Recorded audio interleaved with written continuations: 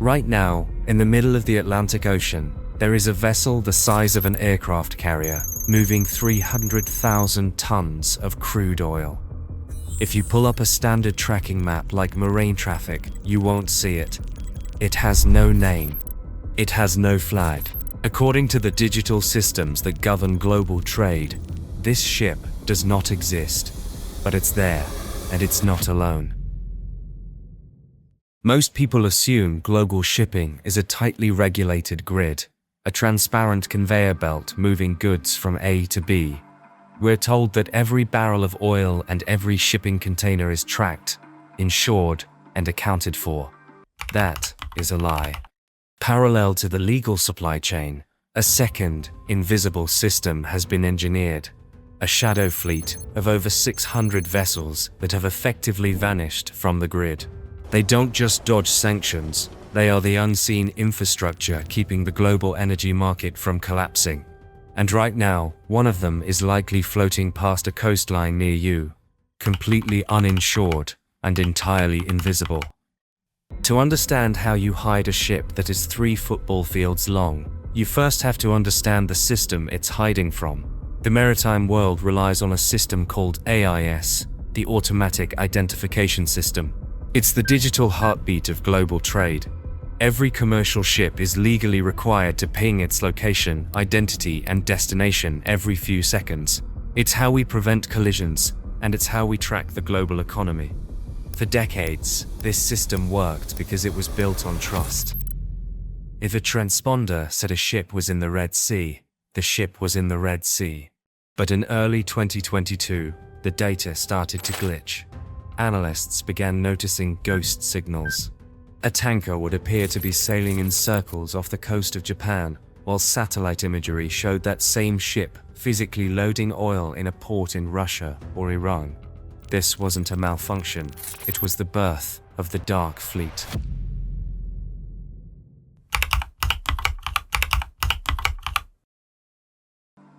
It's called going dark.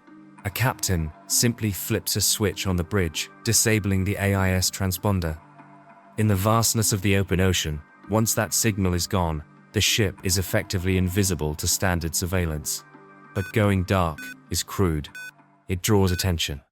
So, the system evolved. Now, the Shadow Fleet uses GNSS spoofing. They don't just turn the signal off, they hack it. They feed false coordinates into the system. They program their transponders to tell the world they are sitting harmlessly in the middle of the Caribbean, while physically, they are navigating a sanctions choke point thousands of miles away. It is a digital sleight of hand performed on a planetary scale, but hiding the ship is only the first problem. The real challenge, the one that requires a complex design system, is hiding the cargo.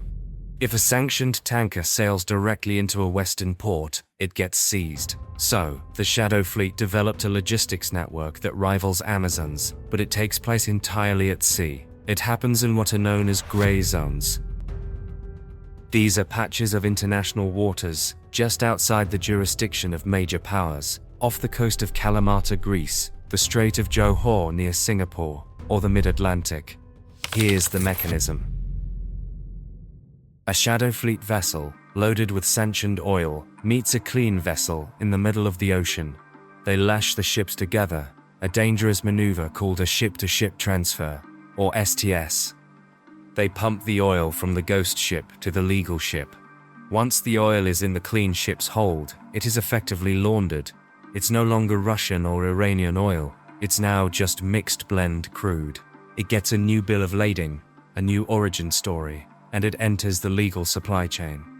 This happens constantly.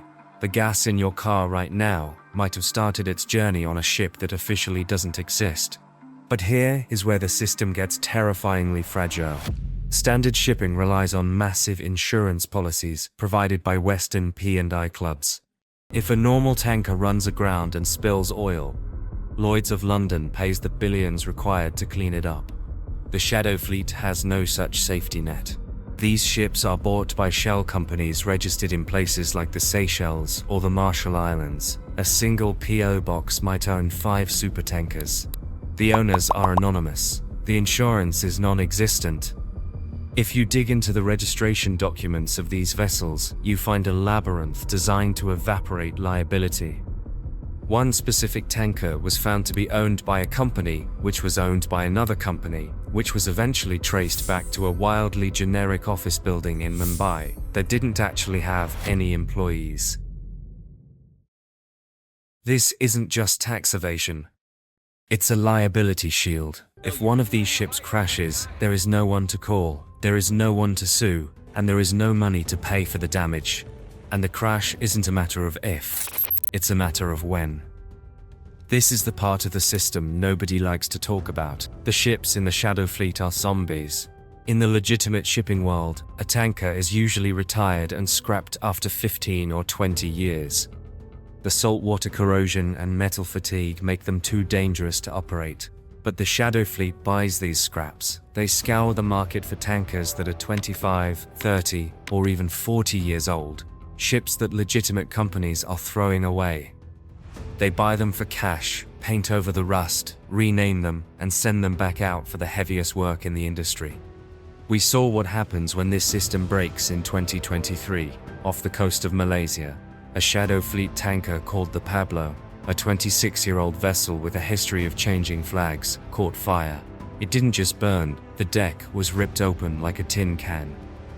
In a normal world, the owner would be on the hook for the cleanup.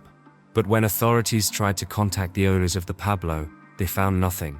The shell company had dissolved. The insurance papers were meaningless. The ship sat there, a burnt-out husk, threatening one of the busiest shipping lanes in the world, and the taxpayers of the local nations were left with the risk. This is the hidden cost of the invisible economy.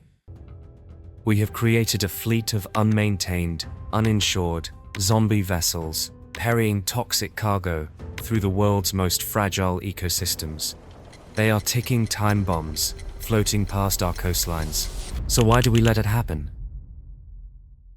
If we have satellites that can read a license plate from space, and we have navies that control the oceans, why are 600 massive ships allowed to operate like ghosts?